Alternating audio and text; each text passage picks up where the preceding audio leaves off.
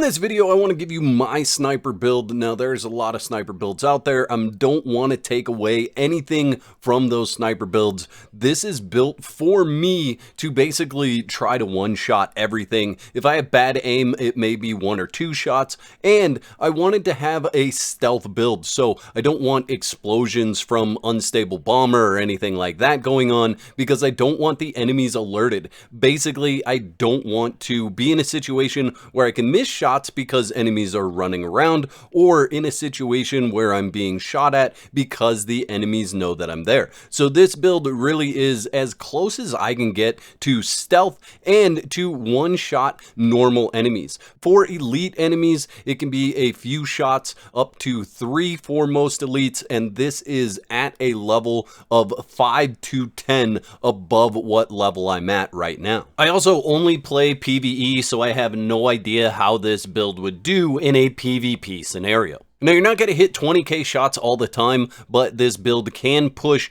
up to 20k and above shots on a regular basis. The other thing about this build is it is kind of required to stand still and go low and slow, as well as hitting those weak spots. So even though you do decent damage when you're not hitting the weak spots and when you are moving around, the build really takes off if you can stand still and get the Fortress Warfare to proc. The other thing about this build is it's not reliant on random items or random drops, anything from the wish machine. So the first thing I'm going to show you is the location to get the blueprint for this sniper rifle. This is guaranteed to drop in the spot that I'm going to show you. It's in a mystical crate that is in the furnace lair on the map. It's going to be just north of In the Tall Grass. And the sniper is the AWS Black Panther. So if you haven't been out here already, just head out to In the Tall Grass and then head north to the Furnace Lair. Now we're going to grab a sniper silencer. This is just west of the Evergreen Rift Anchor. You're going to find this crate. Make sure you come up here with a Molotov to get rid of the vines that are around it. And once you interact with that box, you are going to get the legendary sniper rifle silencer for your sniper. This is important if you're trying to do a stealth build like I am. Now, if you have the ability, save your Huntsman blueprints so that you can upgrade this blueprint once you have it unlocked. I did that, and you can see I have 1154 damage on this weapon right now. And if I upgrade that blueprint, it automatically bumps that up from 1154 to 1215. Let's talk about weapon calibration real quick. If you're not crafting the weapon at tier 5, I only recommend calibrating once or twice, maybe 3 times if you're sitting on a bunch of the resources for calibration, but you really want to hold off until you reach tier 5 to calibrate your weapons fully. The farther you get into calibration, the more expensive it gets, costing even the Stardust source to calibrate it. And as you increase the calibration, the amount of resources that you get in return from that actually reduces when you recycle it. So be very careful about how much you calibrate prior to reaching the tier 5 workbench and the tier 5 weapons. One of the mods that I have equipped with this is the Final Territory. You have to purchase this for the sproutlets, so it's going to cost you 1,000 sproutlets in order to get this mod. But this mod allows me to leave the Fortress Warfare area, still have a 10% additional weapon damage, and have a movement speed of an additional 10% for 10 seconds. It also increases the Fortress Warfare trigger chance by 6%, while in Fortress Warfare, it gives me an additional 8% weapon damage, an additional 12% weak spot damage, an additional 35% crit damage between while in Fortress Warfare state, crit damage plus 20%, and then crit damage plus 15%, and then we have a weak spot damage of an additional 9%. So this is a very good mod for this build. So let's talk about Fortress Warfare and what it does. It's not just for you, but your team can use it also. So this puts an area of effect on the ground that is 2 meters, and it gives heavy armor for 5 seconds. It also gives super armor with weapon damage of an additional 20%. If we look at the AWS, in order to trigger Fortress Warfare, we just need to aim through the scope for 3 seconds. It has a 10-second cooldown. The attack increases the longer you aim, up to 30%. After triggering Fortress Warfare, gain 3 stacks of Brutal Mayhem and weak spot damage of 25%. Every shot reduces the effect by 1%. So the longer you can aim down scope and be in the area of Fortress Warfare, the more damage you're going to do with this weapon. And there are some other things that you can do to trigger Fortress Warfare, like the S870 Sandstorm will trigger Fortress Warfare when you swap weapons. Additionally, the Long Axe will also trigger Fortress Warfare when you do a heavy attack with this weapon. So if triggering it is an issue, you can put one of these weapons or both of these weapons as your secondary and your melee so that you can trigger that Fortress Warfare more often. So let's jump into the weapon. I just have a skin on it from completing events. Don't worry about the skin, that doesn't change anything. But we have the final territory. Like I said, you need to purchase this from the vendor in order to get that.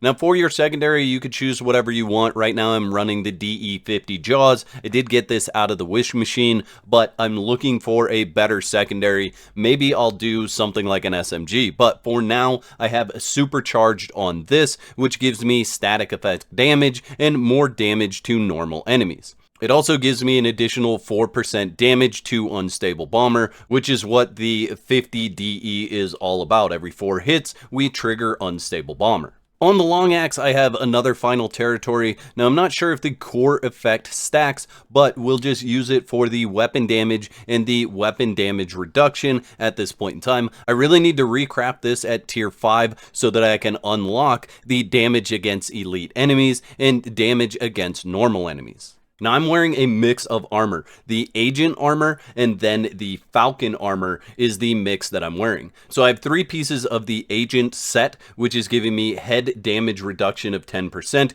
weak spot damage of an additional 10%, and then Bullet Saber effect with every precise kill, weak spot damage plus 15% for 8 seconds. And this can stack up to 3 times. Now on the helmet, we have work proficiency. When reloading with an empty magazine, reload speed is an additional 10%. Elemental damage is an additional 20%. I really don't care about the elemental damage as much as the reload speed, since reloading with a sniper rifle takes quite some time. And since a magazine is so small, emptying it out is easy to get that additional reload speed. On the Agent mask, we have the Life Force boost, which just gives us the standard extra HP as well as the other effects there. The last Agent piece that I have are the shoes, and on this guy we have Secluded Strike Precision.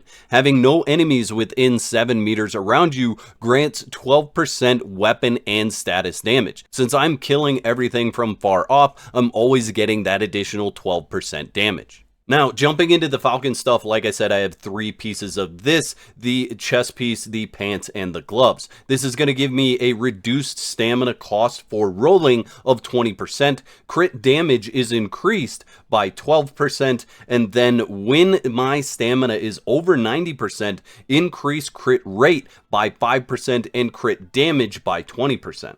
And since this is a low and slow build, it's really easy to keep your stamina above 90%. This gives me additional element damage of 15%, so when that Unstable Bomber goes off, I do have an additional 15% there. For the jacket, I have Resist Advantage. When out of combat, gain 1 stack of damage reduction 5 every 8 seconds. This effect can stack up to 5 times. 1 stack is removed when hit. So when I actually get hit, I normally have this because I'm out of combat almost all the time. I'm shooting from a distance and nothing is aggroing on my character. And then for the pants, we have Reload Rampage Precision. After killing an enemy, refill 2 bullets from reserves. No more than 50% of the magazine capacity. Weapon damage and status damage is increased at 5% until the next reload. If you watch some of the clips that I've shown in this video, you'll see that I'm not regularly reloading. This is just refilling my ammo. And since we're getting kills just back to back to back to back, we shoot one time, we're getting a kill, it refills the ammo. You basically don't have to refill your ammo until you get into a situation where you're fighting something that takes more than a single bullet. Last thing that I want to cover is what I eat. I am eating the canned lunch meat all the time, and when I craft that, I'm using the rabbit meat so that I have super stamina boost, an additional 40 stamina. That helps me keep my stamina above 90% longer even when I'm expelling stamina. Then I'm using the iced tea, that way I can get the longer shelf life. The dish durability is plus 20%, and then the effect from the iced treat effect is 200% and potency of 30%. Rolling speed is increased by 25%, move speed is increased by 20%. Both of these recipes are really easy to continue to craft. Once you're in aluminum, you need 2 aluminum ingots for it, and then you just need 1 rabbit meat for the super stamina. And then the iced tea literally will take any of the flours, some pure water, and then ice. It's a really easy recipe to keep going. I'd like to thank all my YouTube members for your continued support. Y'all are absolute legends. Don't forget to whack the like button if you enjoyed the video and subscribe for more content. And if you don't want to be out of whack, there's another video on the screen right now that you can click to support more of my content.